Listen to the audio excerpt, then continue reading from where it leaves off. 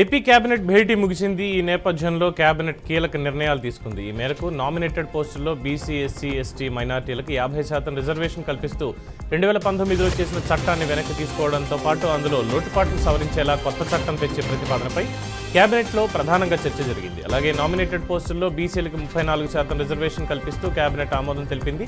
AP knowledge society capacity building 2025కు ఆమోదం తెలుపుగా పట్టాదార్ పాస్ పుస్తకం చట్ట సవరణకు ప్రతిపాదనపై కేబినెట్లో చర్చ కొనసాగింది.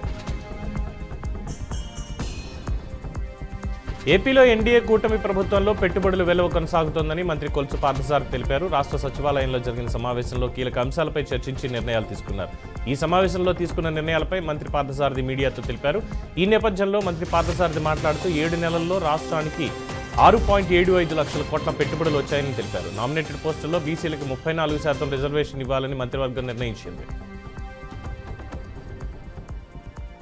హైదరాబాద్లోని మర్రి చెన్నారెడ్డి మానవ వనరుల అభివృద్ధి సంస్థలో సీఎం రేవంత్ రెడ్డి అధ్యక్షతన నిర్వహించిన సీఎల్పీ సమావేశం చక్కగా జరిగింది. ఈ సమావేశంలో పలు కీలక నిర్ణయాలు తీసుకున్నట్లు ప్రకటించారు. అలాగే ఇటీవలి పార్టీ లైన్ దాటుతున్న నేతల అంశంపై సీఎల్పీ సమావేశంలో చర్చించారు. అనంతరం ఎవరైనా నేతలు కాంగ్రెస్ పార్టీ నిర్ణయాలను వ్యతిరేకిస్తే కఠినంగా వ్యవహరించాలని నిర్ణయం తీసుకున్నట్లుగా తెలుస్తోంది. అలాగే పార్టీ విధానాలపై ఎవరికైనా అనుమానాలుంటే అంతర్గతంగా చర్చించాలని ఈ సందర్భంగా సీనియర్ నేతలు, కాంగ్రెస్ నేతలు సూచించినట్లుగా సమాచారం. సీఎల్పీ సమావేశం అనంతరం పీసీసీ అధ్యక్షుడు మహేష్ కుమార్ గౌడ్ భేటీ వివరాలు తెలిపారు. ఈ భేటీలో స్థానిక సంస్థల ఎన్నికలు, కులగణన, సర్వే, ఎస్సీ వర్గీకరణ, బడ్జెట్ అంశాలపై ప్రధానంగా చర్చించినట్లుగా తెలిపారు. స్థానిక సంస్థల ఎన్నికల వ్యూహం, ప్రభుత్వం అందిస్తున్న సంక్షేమ పథకాలపై చర్చించినట్లుగా ఆయన వివరించారు. సమావేశంలో ఎమ్మెల్యేలు కూడా వారి అభిప్రాయాలు చెప్పాలని మహేష్ కుమార్ గౌడ్ తెలిపారు. రాజధాని అమరావతి నిర్మాణ పనులకు ఎమ్మెల్సీ ఎన్నికల కోడ్ అడ్డంకిగా మారిన నేపథ్యంలో కేంద్ర ఎన్నికల సంఘానికి లేఖ రాసింది ఏపీ సీఆర్డీఏ. అయితే సీఆర్డీఏ రాసిన లేఖకు కేంద్ర ఎన్నికల సంఘం సమాధానం ఇచ్చింది. టెండర్ ప్రక్రియకు ఎలాంటి అభ్యంతరం లేదని వెల్లడించింది. అయితే ఎన్నికలు పూర్తయ్యాక మాత్రమే టెండర్లను ఫైనలైజ్ చేయాలని స్పష్టం చేసింది. కృష్ణా, గుంటూరు జిల్లాల పట్టభద్రుల ఎమ్మెల్సీ ఎన్నికల నేపథ్యంలో ఈసీకి సీఆర్డీఏ లేఖ రాసిన విషయం విదితమే కాగా ఎమ్మెల్సీ ఎన్నికల పోలింగ్ తర్వాత మాత్రమే రాజధాని టెండర్లను ఫైనలైజ్ చేయాలన్న కేంద్ర ఎన్నికల సంఘం సమాధానం ఇచ్చింది. ముఖ్యమంత్రి చంద్రబాబు టార్గెట్గా మాజీ సీఎం జగన్ కీలక వ్యాఖ్యలు చేశారు. అసెంబ్లీ ఎన్నికల సమయంలో చంద్రబాబును నమ్మొద్దని ప్రజలకు ఎంతగానో విజ్ఞప్తి చేశారని, చంద్రబాబును నమ్మడం అంటే పులినోట్లో తలపెట్టడమని చెప్పినట్లు జగన్ పేర్కొన్నారు. 5 ఏళ్ల పాలనలో 1 సంవత్సరం జరిగిన ఒడిదుడుకులను తీసుకుని ప్రజల్లో తప్పుడు ప్రచారం చేశారని చంద్రబాబుపై విరుచుకుపడ్డారు. ఇప్పుడు జగన్ 2.1 చూస్తారన్నారు. గత వైసీపీ పాలనలో కార్యకర్తలను పట్టించుకోలేదని, దీనిపై తప్పు తెలుసుకున్నానన్నారు. ఇప్పటి నుంచి కార్యకర్తలకు తాను అండగా ఉంటానన్నారు వైఎస్ జగన్. సీఎం రేవంత్ రెడ్డిని ఈషా ఫౌండేషన్ వ్యవస్థాపకులు సద్గురు జగ్గి వాసుదేవ్ కలిశారు. జూబ్లీహిల్స్లోని సీఎం నివాసంలో మర్యాదపూర్వకంగా సద్గురుకి శాల్వా కప్పి సత్కరించారు. దాదాపు 30 నిమిషాల సమావేశంలో పలు అంశాలపై చర్చించుకున్నట్టుగా వాళ్ళు సమాచారం. తెలుగు ఫిలిం ఛాంబర్ కీలక నిర్ణయం తీసుకుంది. ఇకపై ప్రతి సంవత్సరం ఛాంబర్ నుంచి అవార్డులు ఇవ్వాలని నిర్ణయించింది. ఫిబ్రవరి 6వ తేదీన ప్రతి సంవత్సరం తెలుగు సినిమా పుట్టినరోజు వేడుకల్లోనే అవార్డులు ఇవ్వాలనే నిర్ణయానికి వచ్చారు. ప్రభుత్వం ఇచ్చే అవార్డులతో పాటు ఫిలిం ఛాంబర్ నుంచి అవార్డులు ఉంటాయని పేర్కొన్నారు. తెలుగు సినిమా పుట్టినరోజున ప్రతి సినిమా నటుడు ఇంటిపై, థియేటర్ల వద్ద ప్రత్యేకంగా జెండా ఆవిష్కరించాలని నిర్ణయించారు. తెలుగు సినిమా పుట్టినరోజు జెండా రూపకల్పన బాధ్యతను పరుచూరి గోపాలకృష్ణకు అప్పగించారు. మద్యం కుంభకోణంపై ఆంధ్రప్రదేశ్ ప్రభుత్వం కీలక నిర్ణయం తీసుకుంది. ఈ కేసు దర్యాప్తులో కీలక మలుపు చోటు చేసుకుంది. మద్యం కుంభకోణంపై సిట్ను రాష్ట్ర ప్రభుత్వం నియమించింది. సిట్ అధిపతిగా విజయవాడ సిపి రాజశేఖర్ బాబును అధికారులు నియమించారు. సిట్లో SP Subbarayudu, additional SP Kolli Srinivas, R Srihari, DSP P Srinivas నియమితులయ్యారు. సిఐలు కె శివాజీ, సిహెచ్ నాగ శ్రీనివాసులను సభ్యులుగా నియమించింది ప్రభుత్వం. సాధ్యమైనంత త్వరగా నివేదిక ఇవ్వాలని ప్రభుత్వం ఆదేశాలు జారీ చేసింది. బీఆర్ఎస్ వర్కింగ్ ప్రెసిడెంట్ మాజీ మంత్రి కేటీఆర్ ఢిల్లీలో పర్యటిస్తున్నారు. బీఆర్ఎస్ పార్టీ తరఫున పార్టీ మారిన ఎమ్మెల్యేలపై వేసిన కేసును కూడా ఫాలో అప్ చేయనున్నట్లుగా పార్టీ వర్కింగ్ ప్రెసిడెంట్ కేటీఆర్ ప్రకటించారు. ఈ విషయంలో కోర్టులో పోరాడతామని తమ పార్టీ నేతల బృందం న్యాయవాదులతో సమావేశమై తదుపరి చర్యలు తీసుకుంటుందని తెలిపారు. అలాగే కేంద్ర మంత్రులు ధర్మేంద్ర ప్రధాన్, నితిన్ గడ్కరీలను కలుసుకుని పలు అంశాలపై చర్చించారు. భారతీయ విద్యా వ్యవస్థకు ఉన్న ప్రాధాన్యతను వివరించారు.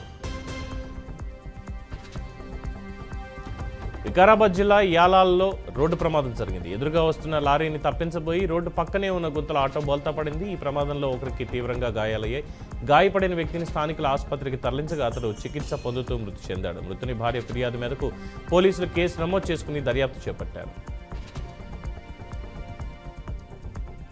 ఎన్టీఆర్ జిల్లా నందిగామలో దేవస్థాన భూముల ఆక్రమణపై దేవాదాయ శాఖ అధికారులు చర్యలకు దిగారు. చంద్రాపురం బైపాస్ రోడ్డు వద్ద ఉన్న భూ ఆక్రమణల ధరలను సర్వే చేశారు. ఎన్టీఆర్ టవర్ అపార్ట్మెంట్ గేటు వరకు తమ భూమి ఉన్నట్లు గుర్తించినట్టు ఈవో గంగాధర్ తెలిపారు. అనంతరం ఆక్రమణకు గురైన భూములను పోలీసుల సమక్షంలో అధికారులు స్వాధీనం చేసుకున్నారు. దేవాదాయ భూములను ఎవరు ఆక్రమించకూడదని, ఆక్రమణలకు పాల్పడితే కఠిన చర్యలు తప్పవని సూచించారు.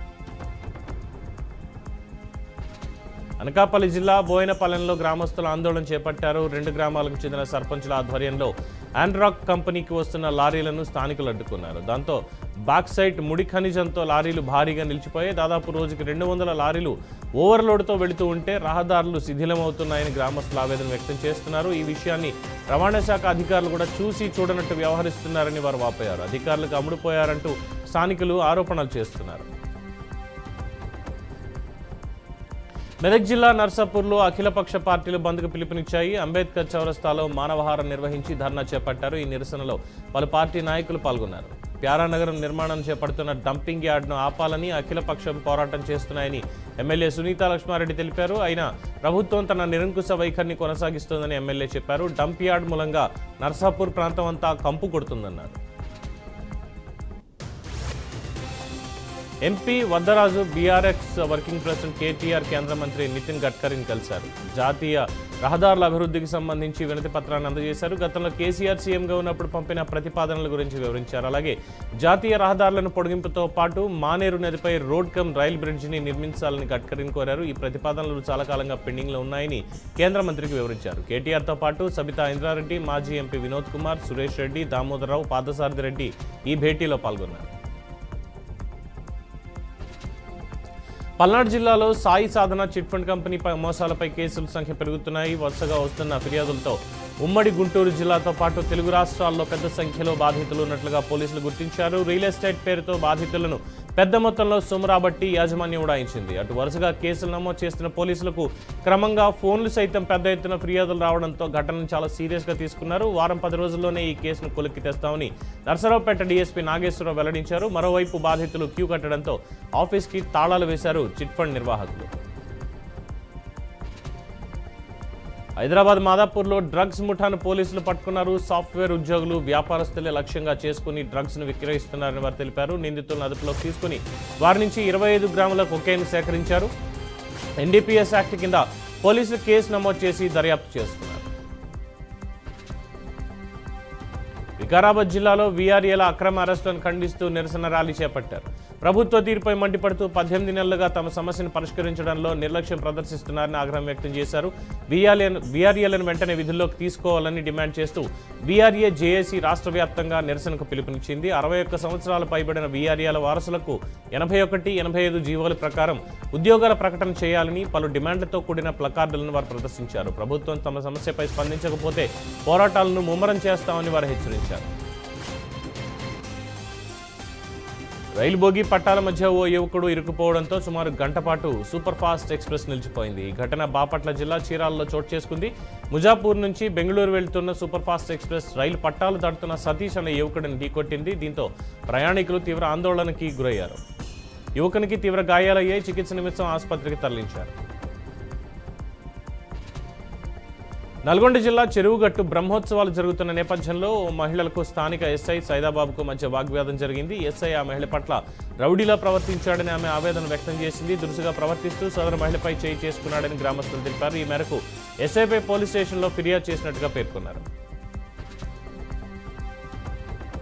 తూర్పుగోదావరి జిల్లా నల్లజర్ల మండలంలో ఉద్రిక్త పరిస్థితి నెలకొంది. పోతవరం గ్రామంలో పోలీసులకు గ్రామస్తులకు మధ్య తీవ్ర వాగ్వాదం జరిగింది. మండల రైటర్ శ్రీనివాస్ కులం పేరుతో దూషించాడు అంటూ దళితులు నిరసనగా రోడ్డెక్కారు. దీంతో భారీగా ట్రాఫిక్ జామ్ ఏర్పడడంతో కిలోమీటర్ల మేర రోడ్డుపై వాహనాలు ఆగిపోయే పరిస్థితిని అదుపు చేసేందుకు తీవ్రంగా పోలీసులు ప్రయత్నించారు.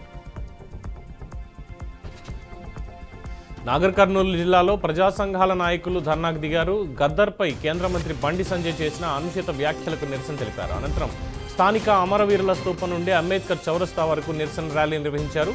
గద్దర్ ఏనాడు పదవుల కోసం ఆశపడలేదని, ఆయన జీవితం పేద ప్రజలకు అంకితం చేశారని కొనియాడారు. బండి సంజయ్ చేసిన వ్యాఖ్యలను వెంటనే ఉపసంహరించుకోవాలని డిమాండ్ చేశారు.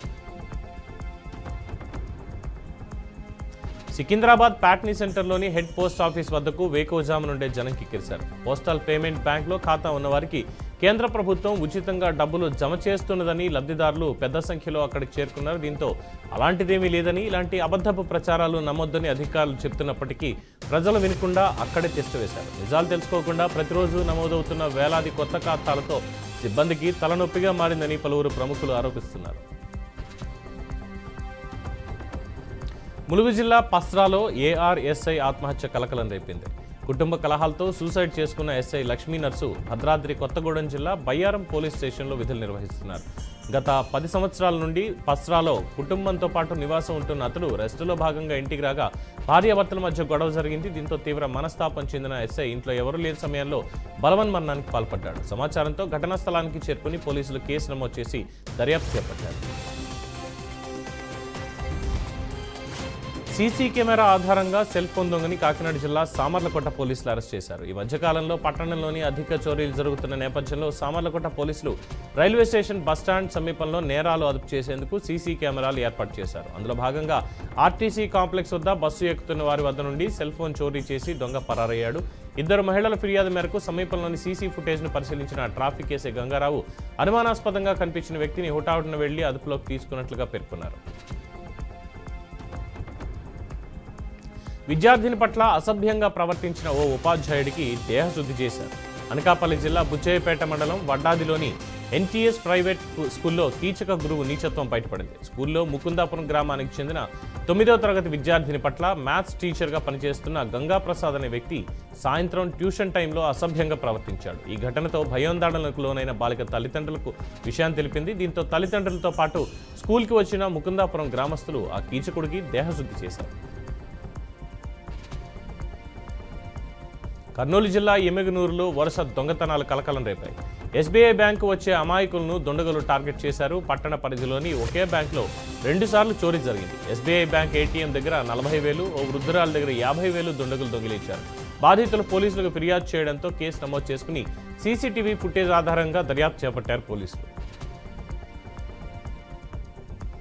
నెల్లూరు జిల్లా కావలిలో భారీ కుంభకోణం వెలుగు చూసింది. ట్రేడ్ మార్కెట్ ముసుగులో 50 కోట్ల రూపాయలకు పైగా మోసగించారు. సూత్రధారి మెహబూబ్ సుబానిగా గుర్తించారు. ముసునూరు మర్రిచెట్టు గిరిజన కాలనీలో అనంతార్థ అసోసియేట్స్ స్టాక్ మార్కెట్ అనే పేరుతో కార్యాలయాన్ని నిర్వహించి నమ్మినోళ్లకు కుచ్చుటోపీ తగిలించారు. ఈ మనీ స్కామ్ బాధితుల్లో ఎక్కువ సంఖ్యలో పోలీసులు, సామాన్యులు ఉన్నారు. ఓ కానిస్టేబుల్ 3 కోట్లు ట్రేడింగ్లో పెట్టినట్లు వార్తలు కూడా వినిపిస్తున్నాయి. చాలా ప్రాంతాల్లో మెహబూబ్ సుబాని ఆస్తులు కొన్నట్టుగా కూడా సమాచారం అందుతోంది. ఉప్పల్ నియోజకవర్గం కాప్రా సర్కిల్ 3వ డివిజన్ వద్ద చర్లపల్లి పరిధిలోని అక్రమంగా నిర్మాణాలు యథేచ్ఛగా కొనసాగుతున్నాయి. దీంతో పలు ఆరోపణలతో మండల తహసీల్దార్ సుచరిత ఆదేశాల మేరకు ఆర్ఐ, సర్వేయర్లు, ఇరిగేషన్ అధికారులు ఆక్రమణలు జరిగిన చోటుకి చేరుకుని విచారణ చేపట్టారు. వీటిపై చర్యలు తీసుకోవాలని డిమాండ్ చేస్తూ రాష్ట్ర యంగ్ లీడర్స్ ఉపాధ్యక్షుడు బూడిద ప్రేమ్ కుమార్ గౌడ్ సైతం మంత్రి సీతక్కకు వినతిపత్రం అందించారు. వెంటనే సానుకూలంగా స్పందించిన మంత్రి సీతక్క బఫర్ జోన్లో అక్రమ నిర్మాణాలు చేపడుతున్న వారు ఎంతటి వారైనా ఉపేక్షించబోమని తెలిపారు. తిరుపతి జిల్లా ఎస్వి అగ్రికల్చర్ యూనివర్సిటీకి బాంబు బెదిరింపులు రావడం తీవ్ర కలకలం రేపింది. హ్యూమన్ ఈఐడి బాంబు పేల్చేస్తామంటూ కళాశాలకి మెయిల్ వచ్చింది. దీంతో భయాందోళనకు గురైన యాజమాన్యం పోలీసులకు సమాచారం అందించారు. హుటాహుటిన అప్రమత్తమైన పోలీసులు డాగ్ స్క్వాడ్, బ్లూ స్క్వాడ్తో చేరుకొని తనిఖీలు నిర్వహించారు. అయితే కేరళ రాష్ట్రం నుండి ఈ మెయిల్ వచ్చినట్టు యూనివర్సిటీ సిబ్బంది చెప్తున్నారు. గత 2 నెలల క్రితం కూడా ఇలాగే ఒక మెయిల్ వచ్చిందని పోలీసులకు వారు ఫిర్యాదు చేశారు. మన దేశ పౌరులకు బేడీలు వేస్తుంటే మోడీ ఏం చేస్తున్నారని ప్రజాశాంతి పార్టీ వ్యవస్థాపకుడు కేఏ పాల్ ప్రశ్నించారు. అమెరికాలో ఇంత జరుగుతుంటే మన ఎంపీలు ఏం చేస్తున్నారని విదేశాంగ మంత్రి జయశంకర్ దీంట్లో వెంటనే రాజీనామా చేయాలని ఆయన డిమాండ్ చేశారు. విశాఖ వేదికగా భారతీయుల కోసం తాను ఏమైనా చేయడానికి సిద్ధంగా ఉన్నారని పాల్ తెలిపారు. అమెరికా అధ్యక్షుడు ట్రంప్ చేస్తున్న నిర్ణయంతో మోడీ తన పర్యటనను రద్దు చేసుకోవాలని కోరారు. ఇదే నేపథ్యంలో చైనాను ఎదిరించడానికి అమెరికాకు మన సహకారం చాలా అవసరమని పాల్ గుర్తు చేశారు. భార్యాభర్తల మధ్య గొడవలో భర్త గొంతు కోసుకున్న ఘటన చిత్తూరు జిల్లా పుంగునూరు మండలం నక్కబండలో చోటు చేసుకుంది. కుటుంబ కలహాలతో భర్త బాలు భార్యతో గొడవకు దిగాడు. ఈ నేపథ్యంలో భర్త గొంతు కోసుకుని ఆత్మహత్యాయత్నానికి పాల్పడ్డాడు. దీంతో స్థానికులు బాలును ఆసుపత్రికి తరలించారు. తన భార్య ఆసుపత్రికి వచ్చే వరకు తన వైద్యం చేయించుకోనని ఆసుపత్రి నుంచి బయటికి వెళ్లిపోయినట్టు వైద్యులు తెలుపుతున్నారు. డాక్టర్ బిఆర్ అంబేద్కర్ కోనసీమ జిల్లా మండపేట నియోజకవర్గంలో ఎమ్మెల్యే వేగుళ్ల జోగేశ్వరరావు పర్యటించారు. ఈ మేరకు ఆయన కూటమి నాయకులు కార్యకర్తలతో సమావేశమయ్యారు. ఉమ్మడి తూర్పు పశ్చిమ గోదావరి జిల్లాల కూటమి పట్టభద్రుల ఎమ్మెల్సీ అభ్యర్థి శ్రీ పేరాబత్తుల రాజశేఖరన్ను అత్యధిక మెజారిటీతో గెలిపించాలని ఆయన కోరారు. రాజశేఖరన్ గెలుపునకు ప్రతి ఒక్క కార్యకర్త నాయకులు కృషి చేయాలని ఎమ్మెల్యే సూచించారు. హైదరాబాద్ జగద్గిరిగుట్ట పోలీస్ స్టేషన్ పరిధిలో వెంకటేశ్వర నగర్ కాలనీలో వాటర్ ట్యాంక్ పైకెక్కి ఓ మహిళ హల్చల్ చేసింది. స్థానికులు సమాచారం మేరకు పోలీసులు అక్కడికి చేరుకొని మహిళకు నచ్చజెప్పి కిందకి దింపించారు. కుటుంబ కలహాల వల్లే మహిళ వాటర్ ట్యాంక్ ఎక్కినట్టుగా పోలీసులు తెలియజేశారు. గ్రాడ్యుయేట్ ఎమ్మెల్సీ ఎన్నికల్లో మెదక్, ఆదిలాబాద్, నిజామాబాద్, కరీంనగర్ కాంగ్రెస్ అభ్యర్థిగా నరేందర్ రెడ్డికి ముఖ్యమంత్రి రేవంత్ రెడ్డి బీఫామ్ అందజేశారు. సిట్టింగ్ ఎమ్మెల్సీ జీవన్ రెడ్డి పోటీ నుంచి తప్పుకోగా గతంలో ఎంపీగా పోటీ చేసిన వెలిచాల రాజేందర్ రావు, ఆల్ఫోర్స్ విద్యాసంస్థల అధినేత నరేందర్ రెడ్డి పేర్లను అగ్రనాయకులు పరిశీలించారు. ఇరువురిలో నరేందర్ రెడ్డికి అధిష్టానం గ్రీన్ సిగ్నల్ ఇచ్చింది. కడప జిల్లా మాసపేటలో నిబంధనలకు అతిక్రమించి వాటర్ ప్లాంట్ నిర్మాణం చేపట్టారని మున్సిపల్ కార్పొరేషన్ అధికారులు తెలిపారు. ఈ మేరకు వారు ఘటనా స్థలానికి చేరుకొని నిర్మాణం కూల్చడానికి ప్రయత్నించారు. ఈ నేపథ్యంలో అధికారులను మేయర్ సురేష్ బాబు, వైసీపీ నాయకులు అడ్డుకున్నారు. ట్యాంక్ నిర్మాణానికి అన్ని అనుమతులు ఉన్నాయని నోటీసులు ఇచ్చాకే కూల్చాలని ఆయన డిమాండ్ చేశారు. కూటమి ప్రభుత్వం కక్ష రాజకీయాలు చేస్తోందని మేయర్ ఆరోపించారు.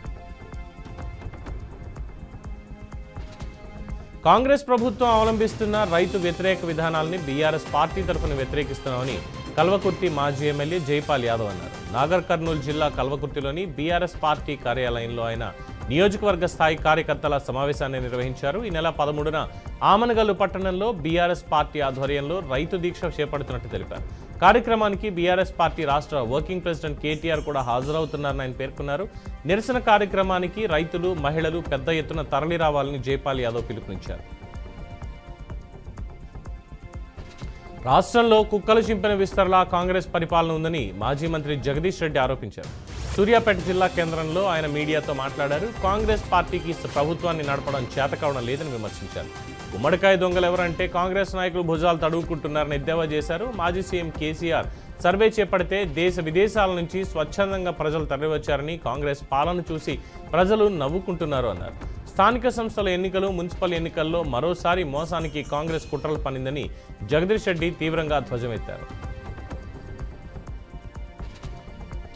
కుటుంబ కలహాలతో ఓ యువకుడు ఆత్మహత్య చేసుకున్న ఘటన ఆంధ్రప్రదేశ్ ప్రకాశం జిల్లా ఏలూరువారిపాలెం గ్రామంలో చోటు చేసుకుంది. గ్రామానికి చెందిన శ్రీను ఇంట్లో ఎవరూ లేని సమయంలో ఉరేసుకుని ఆత్మహత్యకు పాల్పడ్డాడు. తన చావుకి తన భార్య, అత్తమామలే కారణమంటూ లెటర్ రాసి తన జేబులో పెట్టుకుని ఆత్మహత్య చేసుకున్నాడు. సమాచారం మేరకు సంఘటనా స్థలానికి చేరుకున్న పోలీసులు కేసు నమోదు చేసి దర్యాప్తు చేస్తున్నట్టుగా తెలిపారు. శ్రీను మృతితో గ్రామంలో విషాద ఛాయలు అలుముకున్నాయి. ముగ్గురు అంతర్రాష్ట్ర దోపిడీ దొంగల అరెస్టు చేసినట్టు తిరుపతి ఎస్పీ హర్షవర్ధన్ రాజు తెలిపారు. ఈ ముగ్గురు సభ్యుల ముఠా ఒంటరి మహిళలనే టార్గెట్గా చేసి దొంగతనాలకి పాల్పడుతున్నట్టుగా పేర్కొన్నారు. వారి వద్ద నుంచి దాదాపు 30 లక్షల రూపాయలు విలువ చేసే బంగారు ఆభరణాలు, ఒక కారు, 2 బైకులు, సెల్ ఫోన్లను స్వాధీనం చేసుకున్నట్టు చెప్పారు. నిందితులపై కేసు నమోదు చేసి రిమాండ్కి తరలించినట్టు ఎస్పీ వెల్లడించారు. అనంతరం దొంగలను పట్టుకున్న పోలీసులకు అవార్డులను, రివార్డులను అందజేశారు. క్షుద్ర పూజలు చేస్తే చంపేస్తామని ప్రజలను మోసం చేసి భయపెట్టే ముఠాను అరెస్టు చేసినట్టు కృష్ణా జిల్లా ఎస్పీ ఆర్ గంగాధర్రావు తెలిపారు. ఉయ్యూరు మండలం చిన్న ఓగిరాల గ్రామంలో ముఠా సంచరిస్తూ ప్రజలను భయాందోళనకు గురి చేసిందన్నారు. టీడీపీ నాయకుడు ఎనిగెండ్ల కుటుంబరావు ఫిర్యాదు మేరకు ముఠాను గుర్తించి అరెస్ట్ చేసినట్లు చెప్పారు. వైసీపీ నాయకురాలు శివజ్యోతి రాజకీయ కక్షతో తనపై క్షుద్ర పూజలు చేయించినట్లు ఆయన ఫిర్యాదులో పేర్కొన్నట్టుగా ఎస్పీ వెల్లడించారు. కేసు నమోదు చేసి దర్యాప్తు చేస్తున్నట్టుగా ఎస్పీ తెలిపారు. సినీ దర్శకుడు రామ్ గోపాల్ వర్మను నేడు ఒంగోలు రూరల్ పిఎస్లో పోలీసులు విచారించబోతున్నారు. సోషల్ మీడియాలో అభ్యంతరకర పోస్టులు పెట్టారని గతంలో ఆయనపై కేసు నమోదైంది. ఈ కేసులో విచారణకి రావాలని 2 సార్లు పోలీసులు నోటీసు ఇచ్చినా వర్మ హాజరు కాలేదు. తాజాగా ఫిబ్రవరి 4వ తేదీన మరోసారి సమన్లు ఇవ్వగా ఈ నెల 7వ తేదీన హాజరయ్యేందుకు అవకాశం ఇవ్వాలని ఆర్జీవీ కోరారు. ఈ నేపథ్యంలో పోలీసుల విచారణపై ఉత్కంఠ నెలకొంది. మాజీ పీసీసీ చీఫ్ మాజీ మంత్రి శైలజానాథ్ వైసీపీలో చేరనున్నారు. ఇటీవల ఆయన జగన్తో భేటీ కాగా చేరికకు వైసీపీ చీఫ్ గ్రీన్ సిగ్నల్ ఇచ్చారు. ఇవాళ ఉదయం 10 గంటలకు తాడేపల్లిలోని శైలజానాథ్ జగన్ సమక్షంలో వైసీపీ కండువా కప్పుకోనున్నారు. శైలజానాథ్ అనంతపురం జిల్లా సింగనమల నుంచి 2 సార్లు కాంగ్రెస్ పార్టీ తరఫున పోటీ చేసి గెలిచారు. కిరణ్ కుమార్ రెడ్డి హయాంలో ప్రాథమిక విద్యాశాఖ మంత్రిగా శైలజానాథ్ పనిచేశారు. అనంతరం నేడు వైసీపీలో చేరనున్నట్టుగా సమాచారం. కాంగ్రెస్ ఎమ్మెల్సీ తీన్మార్ మల్లన్నకు టీపీసీసీ క్రమశిక్షణ కమిటీ షోకాజ్ నోటీసులు జారీ చేసింది. ఒక కులాన్ని దూషించడం, కులగణన నివేదికను దహనం చేయడంపై పార్టీ సీరియస్ అయింది. ఒక ఎమ్మెల్సీగా ఉండి పార్టీ రాజ్యాంగాన్ని, విధానాలను అతిక్రమించారని అందులో పేర్కొంది. షోకాజ్ నోటీసులకు ఫిబ్రవరి 12వ తేదీలోగా వివరణ ఇవ్వాలని, లేదంటే కఠిన చర్యలు తీసుకుంటామని కాంగ్రెస్ అధిష్టానం హెచ్చరించింది. రాజ్యసభలో రాష్ట్రపతి ప్రసంగానికి ధన్యవాదాలు తెలిపే తీర్మానంపై జరుగుతున్న చర్చలో ప్రధాని నరేంద్ర మోడీ మాట్లాడారు. భారతదేశం సాధించిన విజయాలు, మన నుంచి ప్రపంచం ఆశించేవి, సామాన్యుల ఆత్మవిశ్వాసం, భారతదేశాన్ని అభివృద్ధి చేయాలనే సంకల్పం గురించి రాష్ట్రపతి తన ప్రసంగంలో వివరంగా చర్చించారని తెలిపారు. అధికార ప్రతిపక్ష పార్టీల ఎంపీలు రాష్ట్రపతి ప్రసంగంపై తమ అభిప్రాయాలను వ్యక్తం చేశారన్నారు. అనంతరం నరేంద్ర మోడీ కాంగ్రెస్ పార్టీపై తీవ్ర స్థాయిలో విరుచుకుపడ్డారు. కాంగ్రెస్ పార్టీ కుటుంబ పార్టీ అని, కేవలం ఒక కుటుంబం కోసమే రాజకీయాలు చేశారని మోడీ విమర్శించారు. అగ్రరాజ్యం అమెరికాలో కొత్తగా ఏర్పాటైన డొనాల్డ్ ట్రంప్ ప్రభుత్వం అక్రమ వలసదారులపై ఉక్కుపాదం మోపుతోంది. అక్రమ వలసదారులపై మొదటి నుంచి కఠినంగా ఉంటున్న ట్రంప్ అధ్యక్షుడిగా బాధ్యతలు చేపట్టిన తర్వాత నుంచి వారి గుర్తింపు, తరలింపు ప్రక్రియను అత్యంత వేగవంతం చేశారు. ఈ క్రమంలో కొంతమంది భారతీయులను కూడా వెనక్కి పంపింది అమెరికా. సరైన ధ్రువపత్రాలు లేకుండా చట్టవిరుద్ధంగా తమ దేశంలోకి అడుగుపెట్టిన భారత పౌరులను ప్రత్యేక విమానంలో స్వదేశానికి పంపించింది. దీంతో 205 మందితో భారతీయులతో టెక్సాస్ నుంచి బయలుదేరిన అమెరికా సైనిక విమానం C-17 అమృత్సర్లోని ఇంటర్నేషనల్ ఎయిర్పోర్ట్కు చేరుకుంది. అమెరికా ప్రభుత్వం భారత అక్రమ వలసదారులకు కాళ్లకు, చేతులకు సంకెళ్లు వేసి తరలించడం పట్ల పార్లమెంట్ సమావేశాల్లో ప్రతిపక్షాలు నిరసనకు దిగడంతో స్పందించిన కేంద్ర ప్రభుత్వం ఈ వ్యవహారంపై ప్రకటన చేసింది. అక్రమ వలసలను అరికట్టేందుకు కఠినంగా వ్యవహరించాలని కేంద్ర విదేశాంగ శాఖ మంత్రి జయశంకర్ అన్నారు. తమ దేశస్తులు విదేశాల్లో చట్టవిరుద్ధంగా ఉంటే వారిని స్వదేశాలకు రప్పించడం ఆయా దేశాల బాధ్యత అని ఆయన పేర్కొన్నారు. బహిష్కరణ ప్రక్రియ కొత్తదేమీ కాదన్నారు. 2009 నుంచే ఈ ప్రక్రియ జరుగుతోంది అన్నారు. బహిష్కరణ సమయంలో వలసదారుల పట్ల దురుసుగా వ్యవహరించకుండా చూసేందుకు అమెరికాతో సంప్రదింపులు చేస్తున్నట్లుగా ఆయన తెలియజేశారు.